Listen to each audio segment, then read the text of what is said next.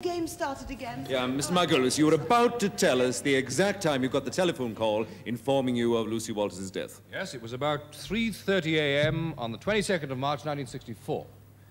We received a 999 emergency call, and the sergeant at Fetchingham rang me at home and told me that Lucy Walters had been stabbed. Was the time of death established? Yes, it was. 3:30 a.m.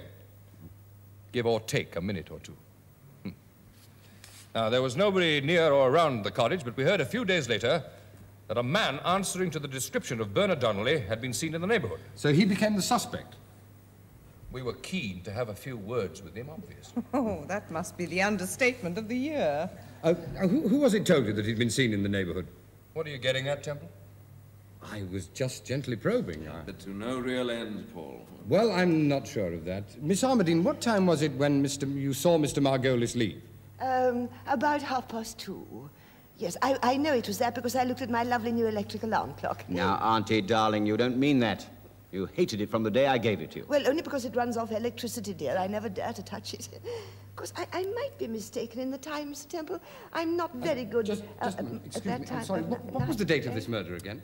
Sunday, the 22nd of March, 1964. I'm sorry. Ginny, would you mind stopping? There's something not quite right. Go on. Now what does he want? All right, Walter. Stop recording. It's on to something. Give him time.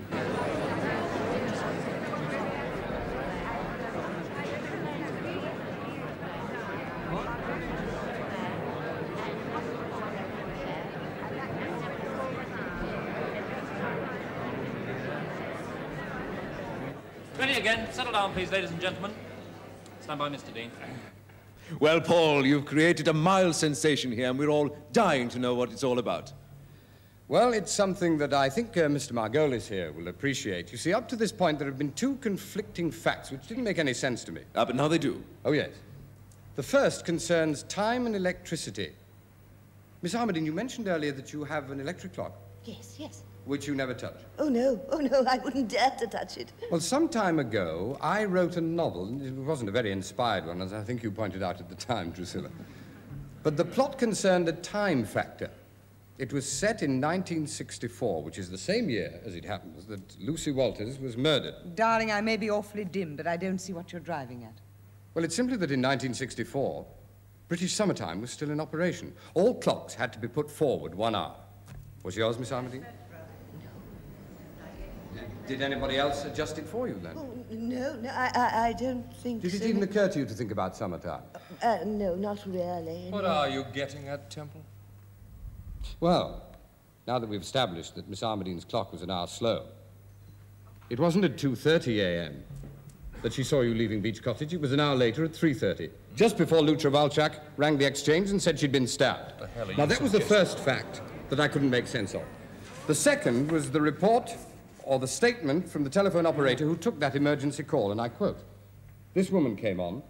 She was in a bad way, I could tell. She said, 'Help me, help me. Galina, Galina.' All the time she kept saying this name, Galina." Now, of course, everybody assumed that she was calling for her sister, Galina. I don't think she was. She wasn't saying Galina. She was saying Glina. Glina, which is Polish for... Cop! Glina is Polish slang for policeman. Cop! Get the police. No! Come on, Get some bloody light on him! Why did you do it? I loved her. Do you know what love is, Mr. Margolis?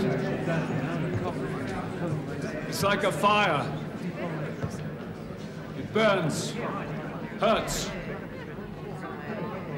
When the fire is put out, you get cold. Very cold. Please, everyone, keep calm. You killed her. Why? Why should you do that? Was it the money? Is that what you wanted? You knew all the time I was alive, didn't you? But you let me stay dead. Why don't you shut up, all of you, and listen? Maybe you can learn something new. He knew I was alive. Why did you let her identify the wrong body? Why did he let her do that? Blackmail? Is that what you were doing? Is that why you got the money to start your new business? Yes. You're a big man now, Mr. Margulis. Successful. Did you get the money from Lucy by promising to keep quiet about me being alive? Don't answer. Do you want to die? Do you feel guilty? Why did he have to kill her? Why couldn't he have just... I don't understand. Unless she called your bluff. Yes. Yes. That would be just like Lucy. She would do that.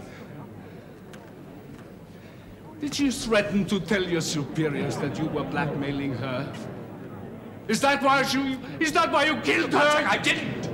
Temple's proved nothing. I mean, it's ridiculous to think that I could... Stop! I know what you meant. Please, Mr. Temple.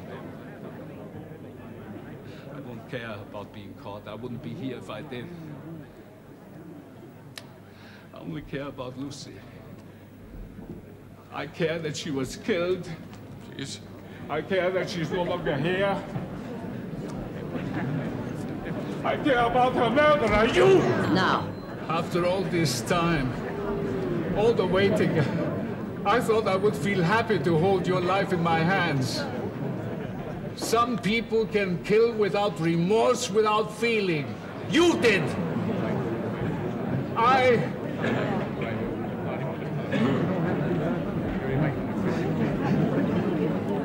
cannot kill! Damn it!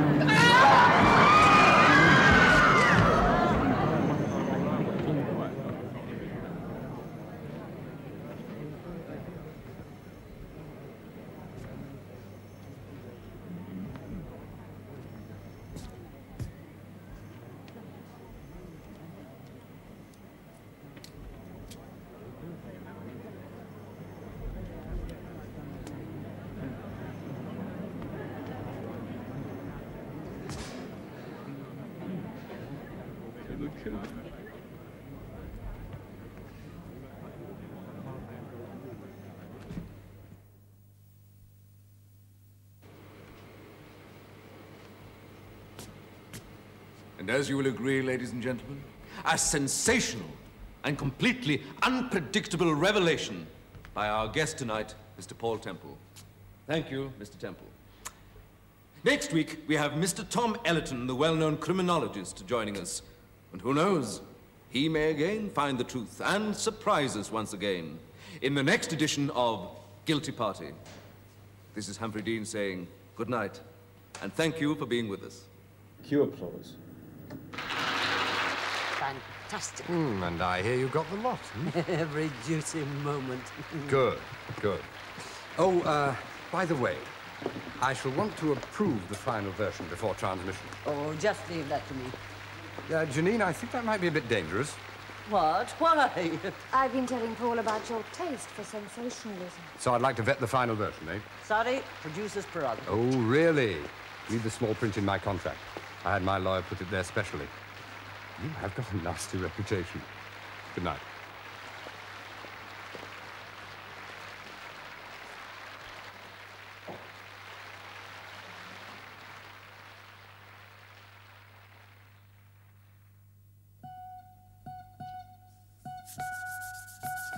Mm-hmm.